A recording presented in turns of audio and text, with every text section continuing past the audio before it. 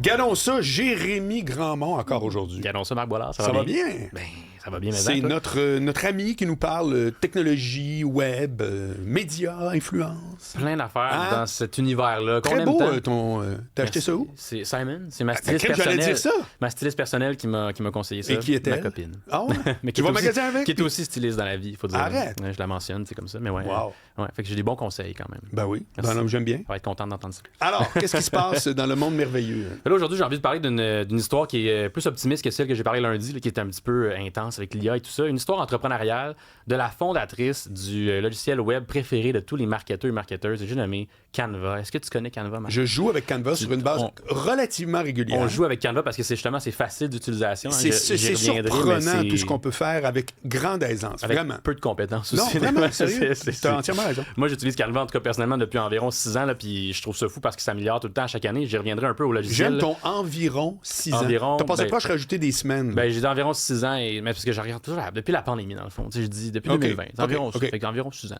Mais ouais, puis j'adore cette plateforme-là. Mais là, j'ai vu un article récemment de la fondatrice Melina Perkins, qui œuvre dans la philanthropie aussi, qui a fait un don substantiel quand même, qui va donner beaucoup de pourcentage de sa fortune, un don de 13 milliards de dollars quand même. Tu me niaises. Puis, ouais, exact. Et avec son conjoint aussi. Puis là, j'y reviendrai, mais dans le fond, c'est pour donner sa fortune, puis aussi donner à des œuvres caritatives. Et je trouvais ça intéressant parce que, au-delà de retracer un peu l'histoire de Canva, qui est vraiment inspirante, de avoir cette volonté-là de donner aussi à la communauté, je trouve ça vraiment inspirant.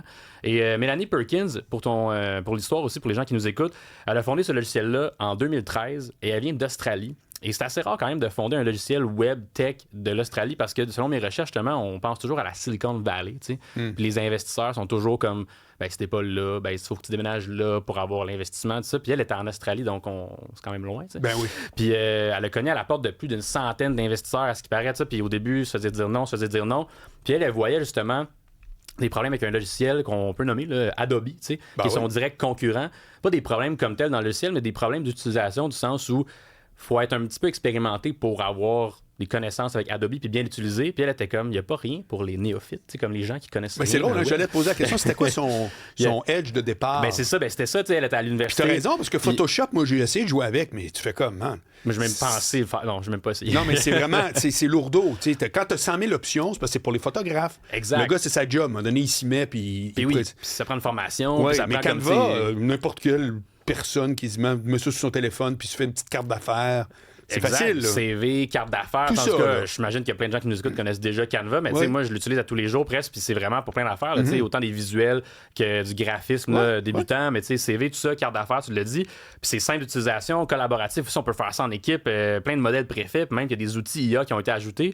Donc, elle a réussi à bâtir un empire avec ça parce qu'attache-toi bien, au début, en 2013, 600 000 utilisateurs quand même dans la première année. Tu sais. Tu sais, 3 millions de créations sur Canva, mais là, on regarde à aujourd'hui 260 millions d'utilisateurs Hi. mensuels quand même. C'est assez immense. Oui. Et une valuation à plus de 42 milliards de dollars. Donc, ça, c'est de l'argent. On parlait Parce que des tantôt forfaits de- payants, puis qui valent la peine. Exact. Tu Puis sais, moi, des fois, c'est genre, tu fais, je paierai jamais, ça par rapport. Non, Canva. Canva, ça vaut la peine. Puis là, Ouais. tu sais, les gens qui nous écoutent, là, qui connaissent pas ça, ou les gens en marketing vont clairement comprendre.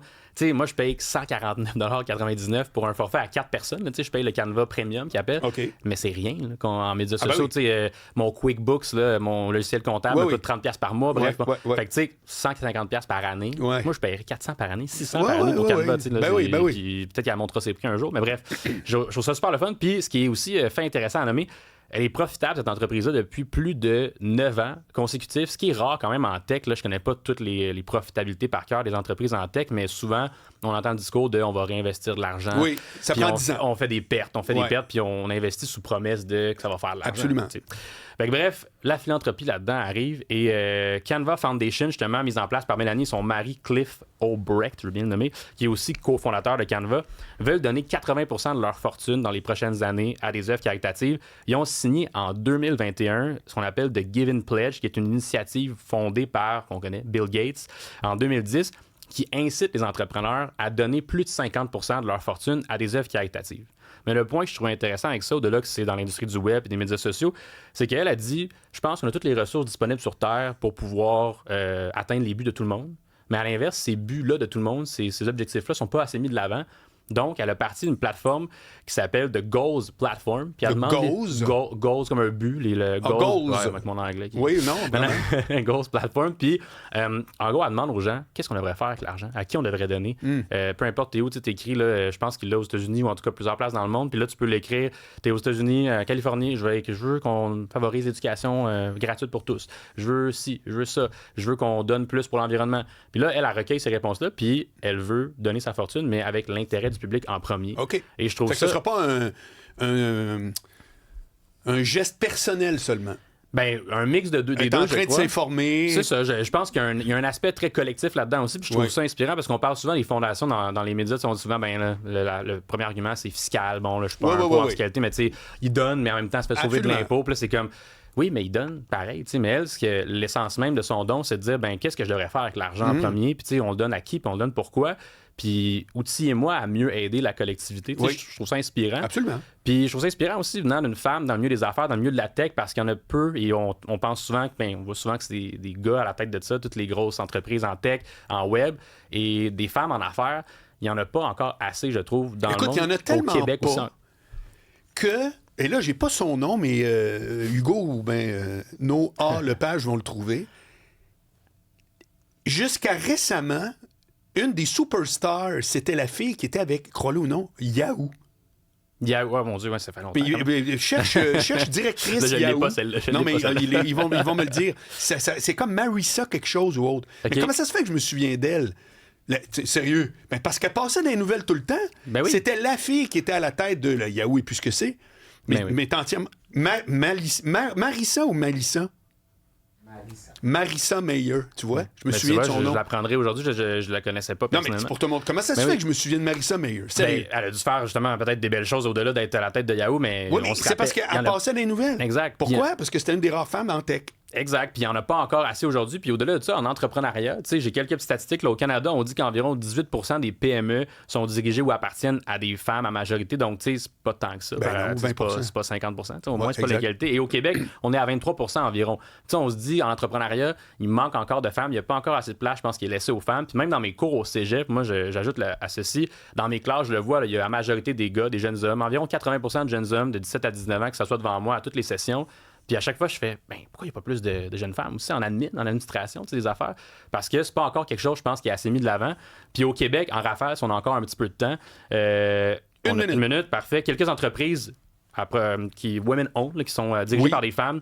Je pense à Ouya Infusion, des boissons énergisantes, des amis à moi aussi qui ont ça. Unscented Company, des produits ménagers. Les sacs Lambert aussi, qu'on connaît sûrement, que tu connais aussi. Women's, que je sais que tu connais aussi. Tastet aussi, Élise Tastet, donc ça porte son nom. Et Omi Laboratoire, des produits pour la peau, produits cosmétiques, qui sont, et bien d'autres, bien sûr, là, j'aurais pu en nommer plein.